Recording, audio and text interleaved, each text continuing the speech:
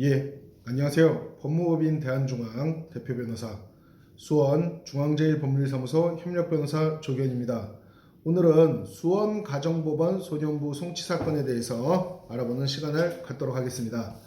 본 동영상은 소년부 송치 사건의 의미가 무엇인지 먼저 알아보고 그 다음 수원 가정법원 소년재판부 관할 지역이 어떻게 되는지를 알아본 뒤에 앞으로 예정되어 있는 절차가 무엇인지 살피고 마지막으로 지금 이 동영상을 보고 있는 보호자께서 하실 수 있는 일이 무엇인지를 알려드리는 순으로 진행하도록 하겠습니다.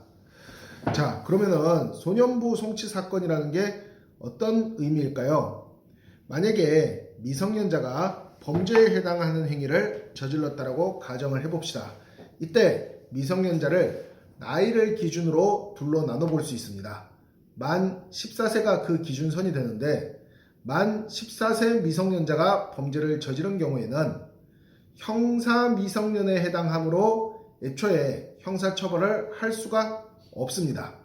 이 경우에는 만 14세가 안 된 아이들의 사건을 1차적으로 경찰에서 조사한 뒤 형사 절차로 진행할 수 없는 법령상 제한이 있기 때문에 가정법원 소년재판부로 넘기게 되고 그에 따라 가정법원에서 형사재판에 준하는 소년재판이 열리게 됩니다.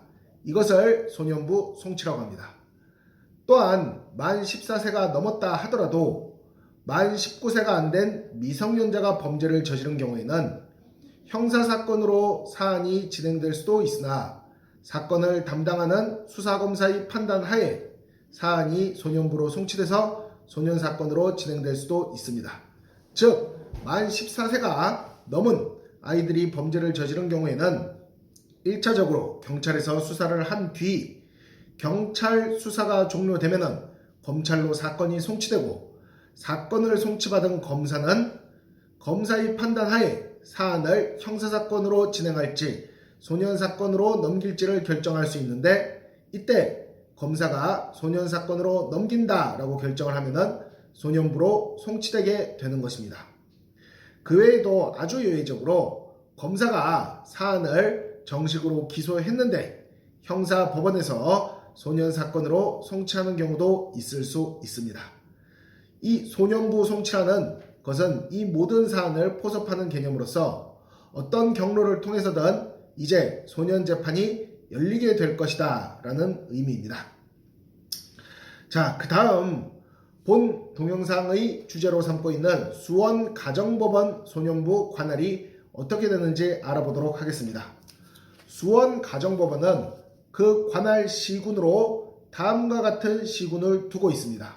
수원시, 오산시, 용인시, 화성시, 성남시, 하남시, 평택시, 이천시, 안산시, 광명시, 시흥시, 안성시, 경기 광주시, 안양시, 과천시, 의왕시, 군포시, 여주시, 양평군이 바로 수원 가정법원 관할에 있는 시군입니다.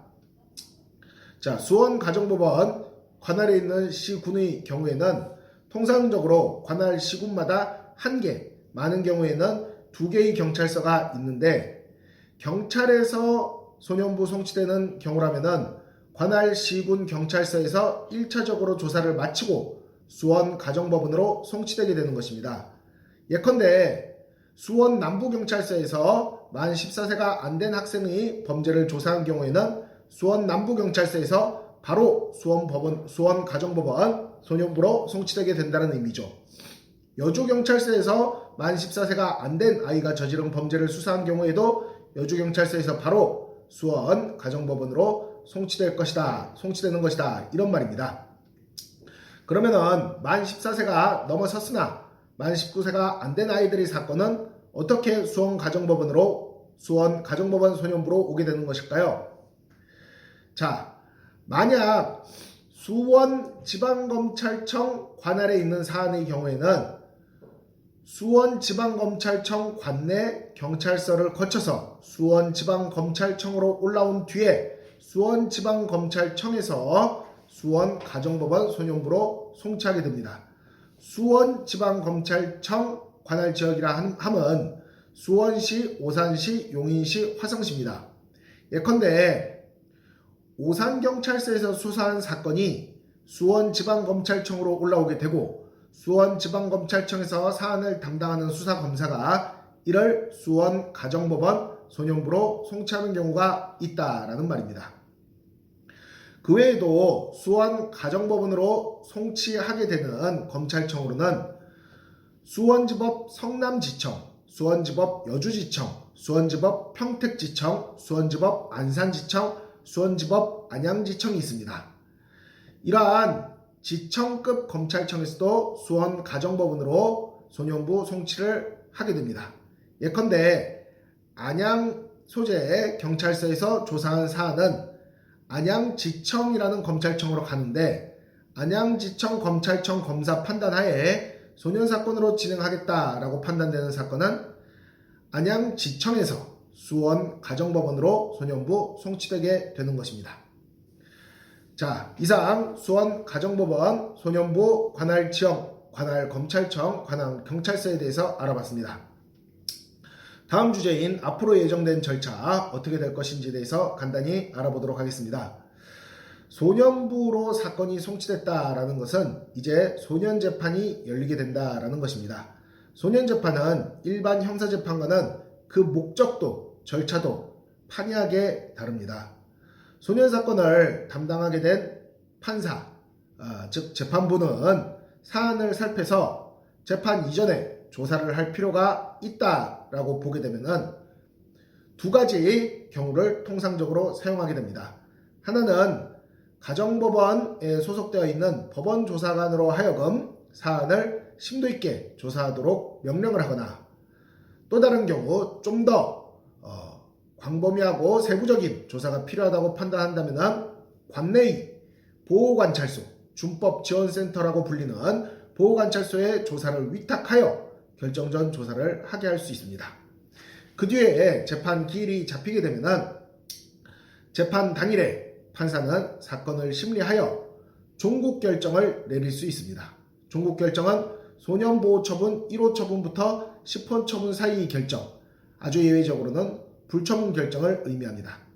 그런데 사건을 담당하게 된 재판부는 첫 기일에 꼭 종국 결정을 반드시 내려야 되는 것은 아닙니다. 첫 기일에 사안을 살펴보니 이 재판이 대상이 된 소년은 보호소년이라고 칭합니다. 보호소년에 대해서 아주 심도 있는 조사가 필요하다고 생각되면 수감 후에 조사가 진행될 수 있도록 소년분류심사원에 위탁하는, 말이 좋아 위탁이지 수감입니다. 수감하는 결정을 내리게 됩니다.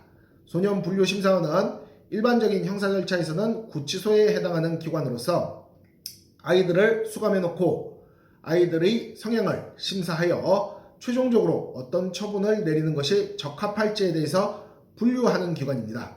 소년분류심사원은 짧게는 2주, 최대 9주까지 수감할 수 있는 기관으로서 여기에 수감된 보호소년들은 소년분류심사관의 분류심사를 거치게 되는 것입니다. 소년분류심사관은 분류심사 후에 분류심사서를 가정법원에 송치하게 되고 가정법원 소년재판부는 이 분류심사서를 주요한 근거로 삼아가지고 종국결정을 내리게 되는 것입니다. 이때 종국결정도 역시 1호 처분부터 10호 처분 사이에서 나오게 되겠죠. 자, 그렇다면 지금 소년부로 송치된 사안은 불처분 결정을 제외하고 총 20가지 경우의 수를 두고 있는 것이다 라고 생각하시면 됩니다. 1호 처분부터 10호 처분까지 종국 결정이 있고 그 사이에 분류심사원에 가냐 안 가냐 하는 게 있기 때문에 총 20가지 경우의 수가 있다라고 말씀드릴 수 있겠죠. 마지막으로 지금 이 동영상을 보고 계실 것으로 예상되는 부모님 등 보호자는 무엇을 할 수 있는지에 대해서 알아보도록 하겠습니다. 만약 사안이 터지고 경찰 조사 단계에서부터 소년법과 소년사건에 정통한 전문적인 능력과 지식을 갖춘 변호사를 선임을 했다면 지금 당신의 아이 사건은 이미 종결되었을 수도 있습니다. 소년부 송치가 된 이때서야 동영상을 보고 있다는 것은 너무 늦은 것이 아닌가 하는 두려움이 일어날 수 있을 것입니다. 하지만 지금이라도 사안에 정통한 변호사를 선임하는 것이 우리 아이에게 주어질 불이익을 최소화하는 길이다 라고 조기현 변호사가 설명드릴 수 있습니다.